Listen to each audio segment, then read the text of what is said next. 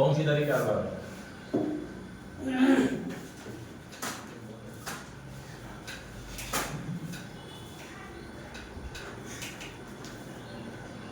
Admission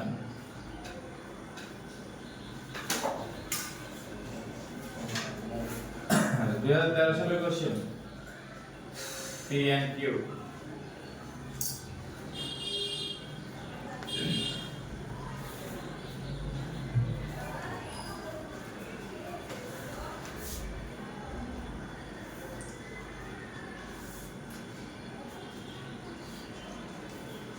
পাওয়ার নাই ইচ্ছা করলে আছে বাতাসটা আসে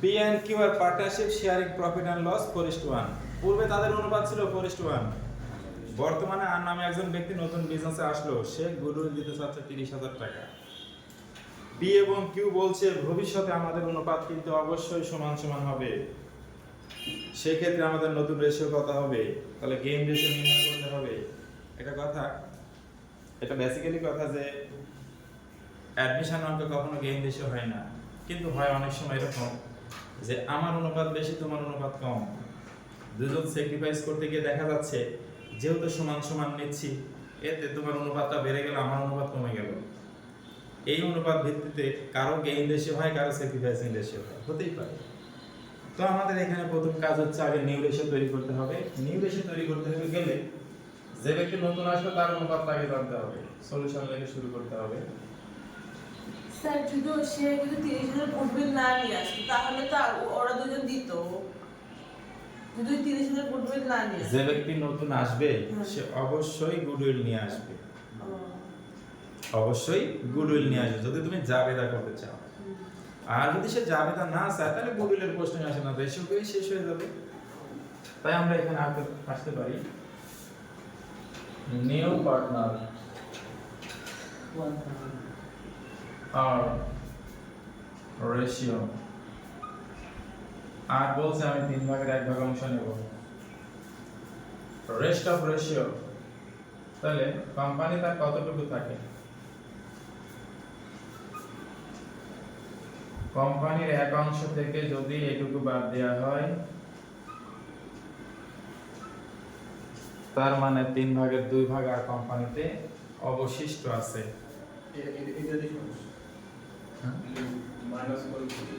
মানে মূল কথা কি তুমি যদি আমার কাছে আমাদের দুজনের কাছে 100 টাকা আছে তুমি একজন ব্যক্তি আমাদের মাঝে ইনভলভ হলে তুমি বললে যে আমি 30 টাকা নিয়ে নিলাম তোমাদের কাছ থেকে তাহলে তোমাদের কাছে আর কত থাকবে তাহলে 70 টাকা থাকবে আর বাকি টাকা আমরা সমান করে নিব তাহলে 35 টাকা করে আমরা ভাগ করে নিতে পারবো এই জন্য মূল টাকা থেকে যখন অংশ হিসেবে ভাগ করা যায় তখন সম্পত্তির সমস্ত সম্পদ থেকে এক অংশ বিবেচনা করা হয় সমস্ত সম্পদ থেকে এক অংশ বিবেচনা করা হয় এতে সম্পদের 3/1 কে নিছে আর নামে ব্যক্তি নিয়েছে তাহলে আর বিজনেসে কতটুকু অবশিষ্ট আছে 3/2 অবশিষ্ট আছে এই 3/2 বের করতে হইলে মূল অংশকে এক অংশ মনে করে অঙ্ক শুরু করতে হবে এইটুকু হয়ে গেছে এখন এইটুকুর অংশ দ্বারা বলছে পি এবং কিউ আমরা সমান সমান নেব তাহলে তোমাকে বলতে হবে P ratio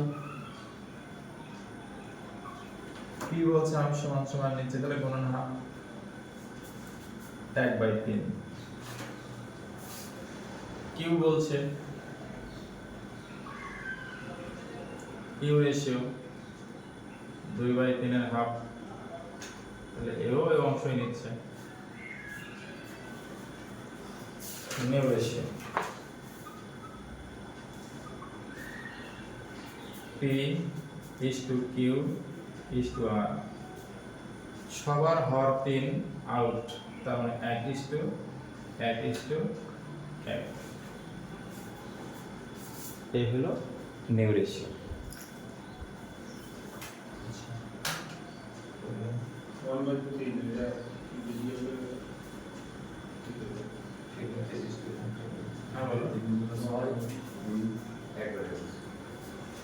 one by three কিভাবে আসলো এখানে গুণন আছে না 2 কেটে যায় এখানে গুণন আছে না 2 কেটে যায় 1/3 থাকে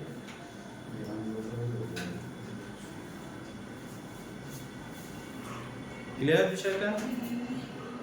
আচ্ছা। এবার তোমাকে বলছে কি তুমি গেইন রেশিও করো।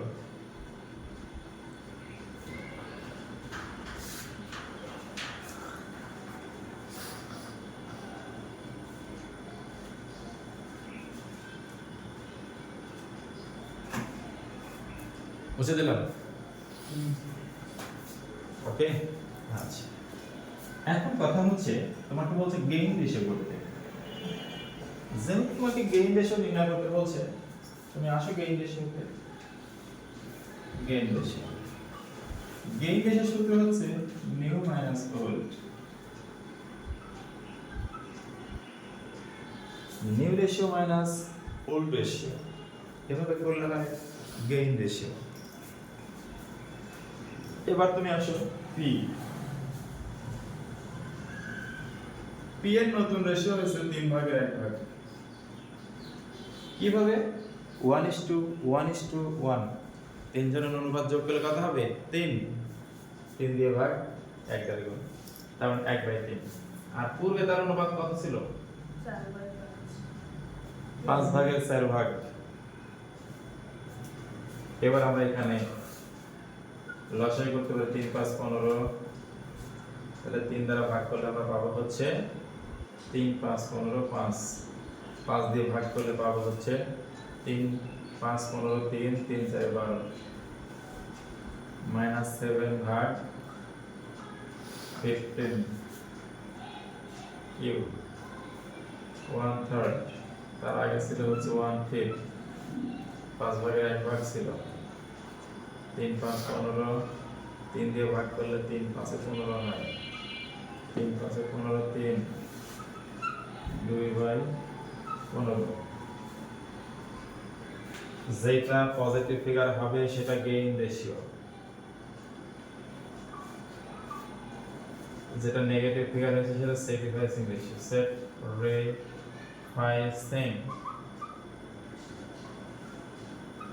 রেশিও, যেটা পজিটিভ ফিগার হয় এটা গেইন রেশিও, আর যেটা নেগেটিভ ফিগার হলে স্যাক্রিফাইসিং রেশিও। এরপরে দেখাই দেখাইলে ভালো হয়।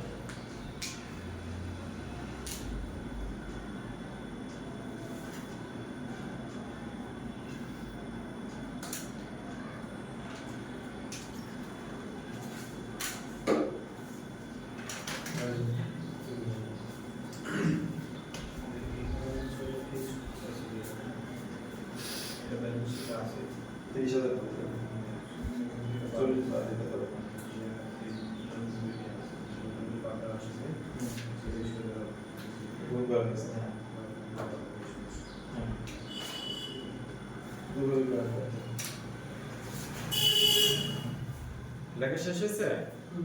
এবার আসি, তোমাকে বলছি তুমি জাবেদা দাও। কোন মেথডে জাবেদা দিবে? প্রিমিয়াম মেথডে জাবেদা দাও।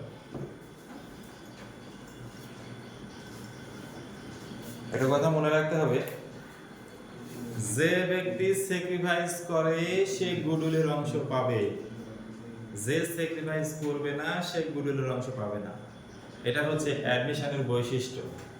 কথা শুনি আমরা, যে অ্যাডমিশনের বৈশিষ্ট্য হচ্ছে যে পার্টনার স্যাক্রিফাইস করবে নতুন অংশীদারকে সে গুডউইলের অংশ ভোগ করতে পারবে, কিন্তু যে পার্টনার অংশীদারকে স্যাক্রিফাইস করবে না সে গুডউইলের অংশ পাবে না। তো প্রথম number say premium for goodwill 30,000 টাকা নিয়ে আসছে, আমরা এর জন্য জাবেদা লিখতে পারি। প্রথম নাম্বার জাবেদা আসি জেনারেল এন্ট্রি।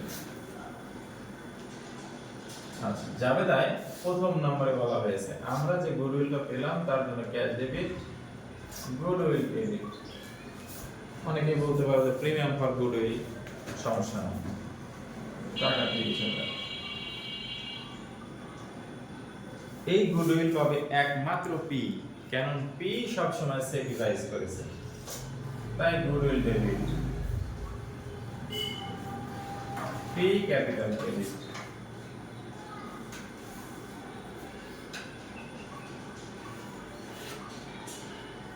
কারণ এখানে কেউ কোনো স্যাক্রিফাইস করে নাই, বরং তার লাভ হয়েছে।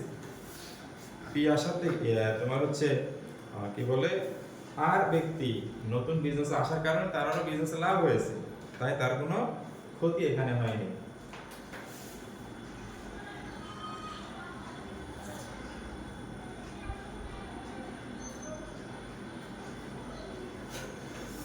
তাহলে এখন এখানে দেখতে হবে তোমাকে আসলে কিউয়ের কতটুকু ক্ষতি হয়েছে। কিউয়ের ক্ষতি ওইটুকুই হয়েছে যেটুকু তার অংশীদারিত্ব পার্টনারশিপে ছিল, ওই পরিমাণ ক্ষতি হয়েছে। তাই এখানে পি এর ক্ষতিটা আমরা বের করে দেব, এই কিউ এর ক্ষতিটা।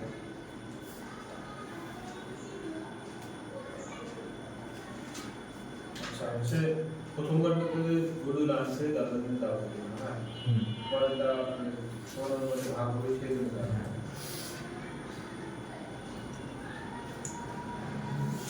প্রথম জন গুডউইল নিয়ে আসার জন্য প্রথম জাবেদা হয়েছে, আর দ্বিতীয় জাবেদা হয়েছে যে ব্যক্তি স্যাক্রিফাইস করেছে সে গুডউইল ভাগ করে নিয়ে নিছে, সে নিয়ে নিছে। স্যাক্রিফাইস করেছে পি, তাই গুডউইল পি নিয়ে নিছে। এই জন্য goodwill debit, P capital credit. এখন তোমাকে জানতে হবে যে কিউ উনি যদি স্যাক্রিফাইস করতো, গেইন না করে স্যাক্রিফাইস করতো, তাহলে সেই পরিমাণ গুডউইল কিন্তু কিউ পেত।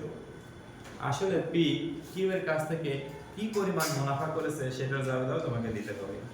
এরা একবারে দিয়েছে হ্যাঁ বাবা, দুইটা একবারে পাবে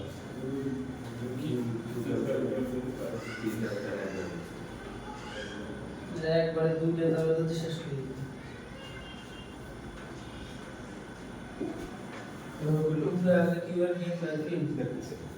আচ্ছা নাম্বার 3। আচ্ছা নাম্বার 3 তে প্রথমত জাবেদায় আসি আমরা Q capital debit, P capital credit. টাকাটা কিভাবে লিখবো? গুডউইলের পরিমাণ অরিজিনালি 30,000 টাকা। কতটুকু? 30,000 টাকা।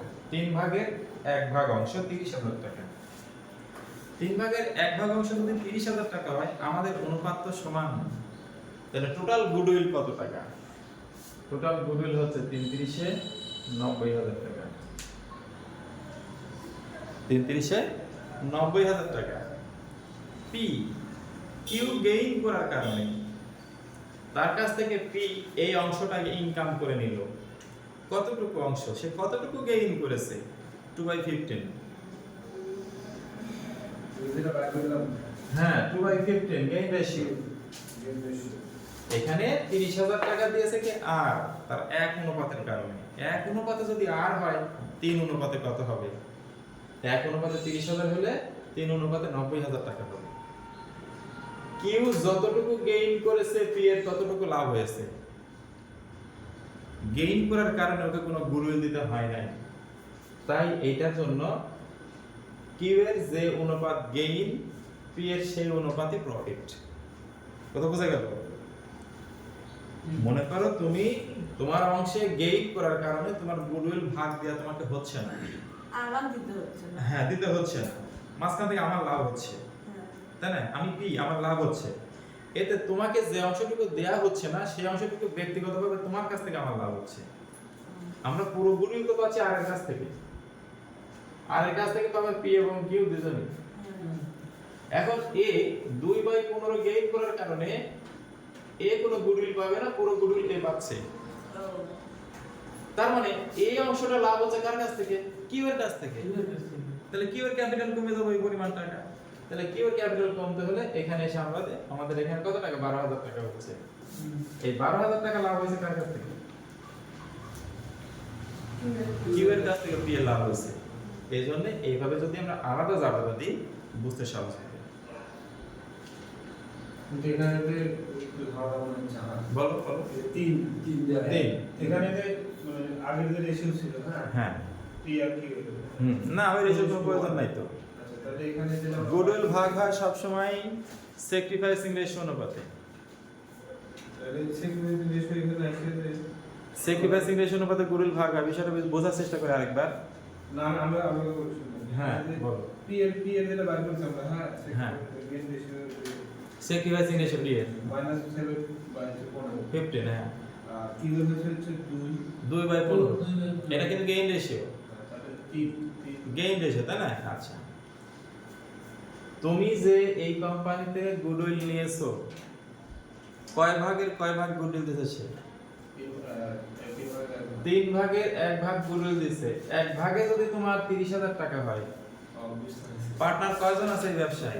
3 জন। তাহলে টোটাল গুডউইল কত দাঁড়াবে? 90,000 টাকা। আর এই টোটাল গুডউইলে, কারণ তুমি তো এখানে গেইন রেশিও তৈরি করছো, এই গেইন রেশিও অনুপাতে যেহেতু তোমার টোটাল গুডউইল 90,000 টাকা, এর মধ্যে পুরো গুডউইল তো আর কিবেন না, আর পি কিউ সবারই।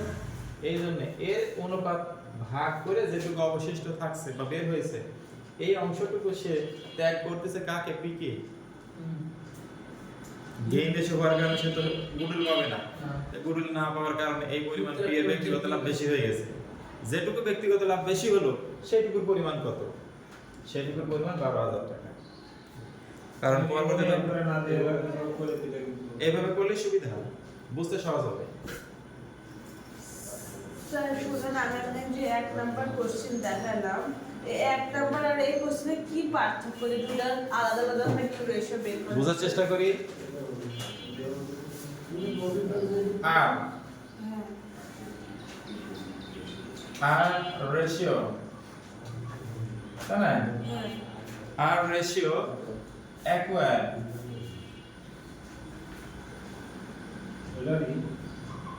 না, says you are বা আর পারচেজ from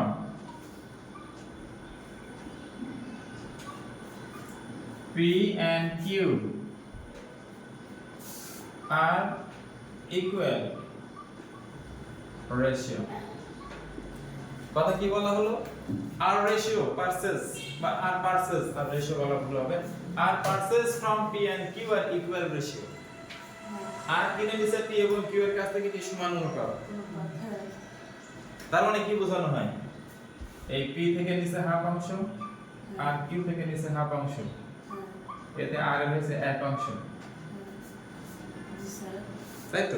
আর তিনজনের সমান হতো। এটা হলো হাফ হাফ নিছে ওর কাছ থেকে, আর ওর কাছে আছে, তাহলে হাফ হাফ মিলে 1 হলো। এখন ওদের কত অনুপাত ছিল, যে অনুপাত যা ছিল সেখান থেকে হাফ অংশ করে বাদ যাবে। এখন কথা হচ্ছে, এই প্রশ্নে বলা হয়েছে কি যে আর এর রেশিও কিন্তু 3 ভাগের 1 ভাগ, আর ratio 1/3। P and Q agreed to future profit or loss is equal। এই কথার অর্থ হচ্ছে এইখানে মোটিভ করতেছে আর ওদের দুইজনকে প্রভাবিত করতেছে, আর এখানে পি কিউ নিজে নিজে সিদ্ধান্ত নিচ্ছে, এখানে আর এর কোনো সম্পর্ক নেই। এখানে আর এর কোনো সম্পর্ক নেই এদের কথার সাথে। ওখানে আর নিচ্ছে, আর ওদের কাছ থেকে নিয়ে আর নিচ্ছে, এখানে ওদের কাছ থেকে নেয়ার কারণে আর এর অ্যাকাউন্টে যোগ হচ্ছে, হ্যাঁ আর এইখানে আর এর কোনো সম্পর্কই নেই এদের সাথে। পি পিকিউ কিউ নিজে নিজে সিদ্ধান্ত নিচ্ছে যে আমাদের অনুপাত কিন্তু ভবিষ্যতে সমান হবে। তাহলে ঠিক আছে, আরকে বাদ দিয়ে দাও, বাদ দিয়ে যেটুকু অবশিষ্ট থাকে তুমি হাফ আমি হাফ, তাই না? তাই এখানে আমরা তো এখানে রেশিও করার সময় বলেই নিয়েছিলাম যে 3 ভাগের 1 ভাগ অংশ যদি আর নিয়ে নেয়, 2 ভাগ অবশিষ্ট থাকে, তাই না? যখন তুমি পি এর অ্যাকাউন্ট লিখতে যাবে, তখন এই যে 2 ভাগের 3 ভাগ বা 3 ভাগের 2 ভাগ অংশ লিখে, যেহেতু বলছে আমি হাফ নেব, বলুন হাফ, তাহলে কি সেও বলছে আমি হাফ নেব, ঠিক আছে বলুন হাফ। তাই ওই কথা আর এই কথার মধ্যে পার্থক্য, অনেক পার্থক্য। এই বিষয়টা মনে রাখতে হবে যে এখানে আর পি কে কে প্রভাবিত করে না, কিন্তু আগেরটাতে ইচ্ছা দিচ্ছে, দ্যাটস ওয়াই এভাবে হয়েছে। আর ওখানে আর নিয়ে নিচ্ছে, নিয়ে নিচ্ছে, আর আর নেয়ার কারণে ওদের অ্যাকাউন্ট থেকে হাফ হাফ করে বাদ যাচ্ছে। ওকে।